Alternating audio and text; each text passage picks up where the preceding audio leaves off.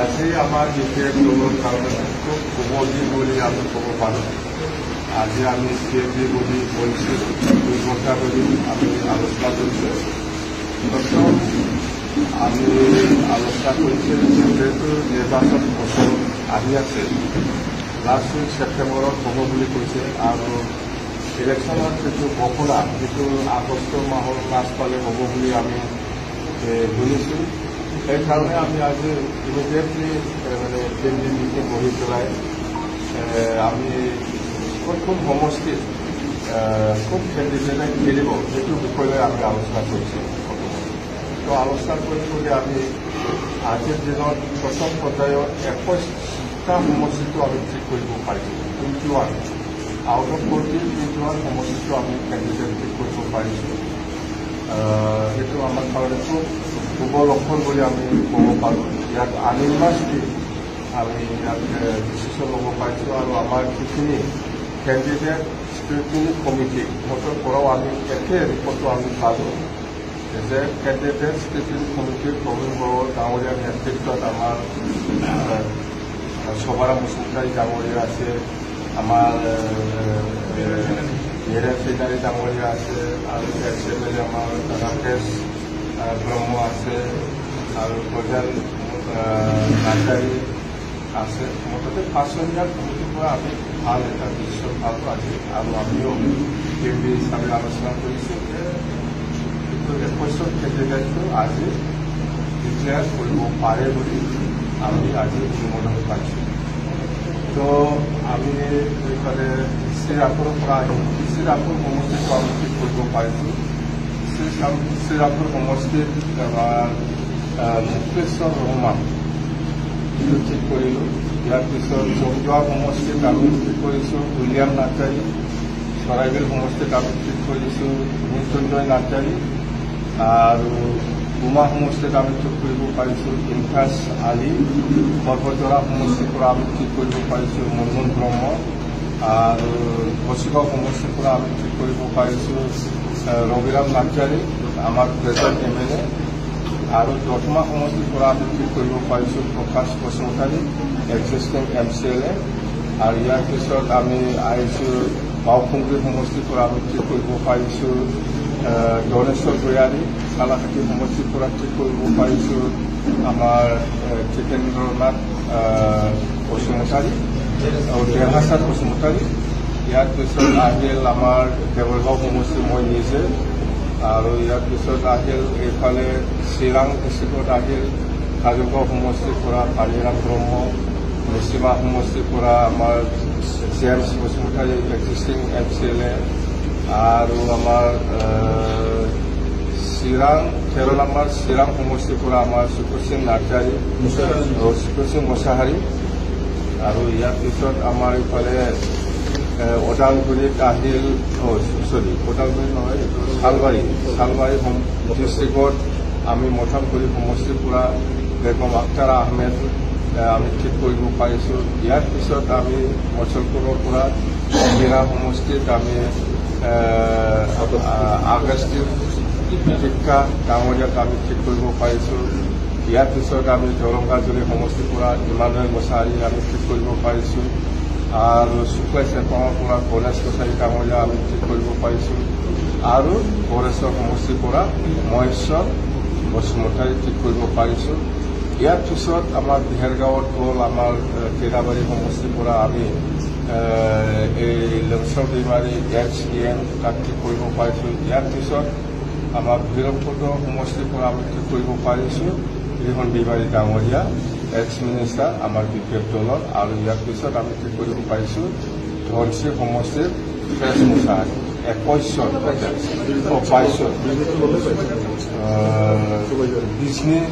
আছে বিজনীটো হ'ল আমাৰ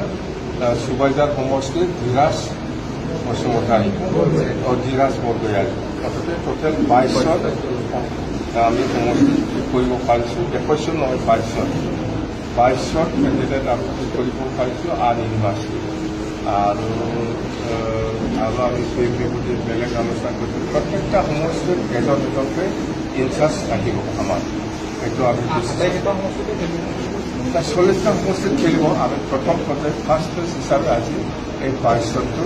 আমাৰ কেণ্ডিডেটটো ঠিক কৰিব আমি অফিচিয়েলি আমি আজি কেনেকুৱা দেখিছে আমাৰ 22টা সমষ্টিত 100% আমি জিকিম যিটো আজিৰ দিনত আমি 100% বুলি ক'ব পাৰোঁ ফাৰ্ষ্ট প্লেচ হিচাপে আমি ডিক্লেয়াৰ দিছোঁ ছেকেণ্ড প্লেচ আমি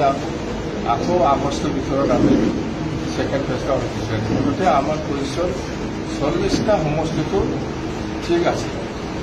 কিছু সমষ্টিৰ অলপ আলোচনাৰ প্ৰয়োজন আছে কিছু আলোচনাৰ প্ৰয়োজন আছে ঠিক ঠাক কৰিবৰ কাৰণে সেইকাৰণে আমি ছেকেণ্ড প্লেচ ৰাখিছোঁ গতিকে ফাৰ্ষ্ট প্লেচৰ সেইখিনি আমি বিহুটিয়ে আজি প্ৰথম আলোচনাৰ মাজেদি ঠিক কৰিব কথাখিনি ছাৰ এই নতুন মুখ কিবা দেখিবলৈ পাব নেকি হ'ব নতুন মুখ মেলা পাব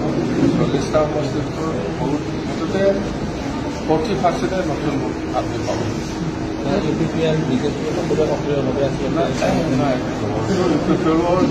নিজাববীয়াকৈ ষ্ট্ৰেটেজি লৈ পেলাই কাম কৰি আছে বিজেপিও নিজাববীয়াকৈ ষ্ট্ৰেটেজি লৈ পেলাই কাম কৰি আছে কংগ্ৰেছো কৰি আছে CSPও নিজাববীয়া ষ্ট্ৰেটেজি লৈ পেলাই কাম কৰি আছে মুঠতে নিজৰ দলকে কেনেকৈ মানে ষ্ট্ৰং কৰিব লাগে ইয়াত ষ্ট্ৰেটেজি বেলেগ বেলেগ নিজৰ দল নিজৰ আজি মুখ্যমন্ত্ৰী এটা কথা কৈছে হাজৰামাৰ এতিয়া শক্তিশালী হৈ আছে মুখ্যমন্ত্ৰী আজি এই কথাটো কৈছে ধন্যবাদ দিছোঁ মই চেম ডাঙৰীয়া চেম কাৰক মই ধন্যবাদ দিছে চেম যে মোক ৰিকগনাইজ কৰিছে যে মানে কি বুলি কৈছে সক্ৰিয় এইটো কয় শক্তিশালী চেম ডাঙৰীয়াই চেম ডাঙৰীয়াই যিটো কথা কৈছে সেইটো কয় মই সক্ৰিয় আমাৰ দলটো বিৰাট ষ্ট্ৰং শক্তিশালী কাৰণে আজি অসমত চিফ মিনিষ্টাৰ ডাঙৰীয়াই স্বীকৃতি দিবলৈ কৈছে আমি বিশেষ দললৈ ধন্যবাদ যাচিছোঁ কিমানটা চিট পাব আৰু কিমানখন আসন পাব আপোনালোকে আমি মুঠতে এপচুলুট পালোঁ আমি কিমান ভাল সেইটো ক'লে আজি কোনোবা কংগ্ৰেছে কিবা চাল খেলিব কোনোবা বিজেপিৰ কিবা চাল খেলিব কোনোবা বিজেপিৰ কিবা চাল খেলিব পাৰে সেইকাৰণে আমি কিমান পাম এই সংখ্যাটো নকওঁ মুঠতে আমি এপচুলুট পালোঁ চৰকাৰ অকলে গঠন কৰিব এইটো ৰিজাল্টৰ পিছতহে ক'ব পাৰিম অকলে কৰে এটা কাম লৈ পেলাই কৰিব এইটো ৰিজাল্টৰ পিছত কোৱা হ'ব যিটো শক্তিশালী বুলি আপোনাৰ আজি কৈছে বিজেপিয়ে ইংগিত দিছে নেকি আপোনালোকে বিজেপিয়েও ইংগিত নাই কংগ্ৰেছৰো ইংগিত নাই কোনোবা ইউপিপিলো কাৰো কোনো দলৰ ইংগিত নাই ইয়াত মই আমাৰ বিজেপি দলে নিজাববীয়াকৈ বিৰাট শক্তিবান আজিৰ দিনত কোনো ক'বই নালাগে কংগ্ৰেছ ইহঁতেও ক'ব BPF আজিৰ দিনত শক্তিশালী আজি ইউপিপিলো ক'ব BPF আজি শক্তিশালী ইহঁতেতো নক'ব ক'ত ক'ব মুখ্যমন্ত্ৰী এটা কৈছে চব DTCত চব প্ৰথম শ্ৰেণীৰ লোক হ'ব লাগে দ্বিতীয় শ্ৰেণীৰ কোন বুলি ভাবে আপুনি 1 নম্বৰটো BPF ছেকেণ্ডত বিজেপি হৈ আছে 3 নম্বৰত BPL আৰু কংগ্ৰেছ বিজেপি আৰু ইউপিপিৰ মাজত কিবা অলপ হেৰি হৈছে নেকি কথা আমাক কিয় সুধে এইবিলাক আমাক সুধিবলৈ কি আছে মই BPFৰ লিডাৰ হয় বিজেপি বা ইউপিপিলৰ মাজত কি হৈছে হোৱা নাই আমি একো নাজানো কিন্তু BPF অকলে নিৰ্বাচন কৰিম কাৰো লগত মিত্ৰতা আছে কিন্তু বিজেপিৰ লগত মিত্ৰতা কৰিবনে আপুনি যোৱাযোগ নালাগে ইলেকশ্যনটো হওকচোন এতিয়ালৈকে আজিৰ দিনলৈকে কোনো দলৰ লগত মিত্ৰতা কৰাৰ কথা দলত আলোচনা হোৱাই নাই মুখ্যমন্ত্ৰীৰ লগত কিবা আলোচনা আছে নাই ভিতৰত কিবা আলোচনা আছে নেকি নাই এইবিলাক কৈ লাভ নাই মই সদায় কৰি আছেতো CMৰ লগত ক'ৰবাত কথা পাতিছে নেকি আলোচনা হৈছে নেকি এইবিলাক মাতে নাই CM আজি কি শক্তিশালী বুলি ক'লে আপুনি আপোনাক আমি শক্তিশালীয়ে এইকাৰণে চাৰ্টিফিকেট দিছে CM ডাঙৰীয়াই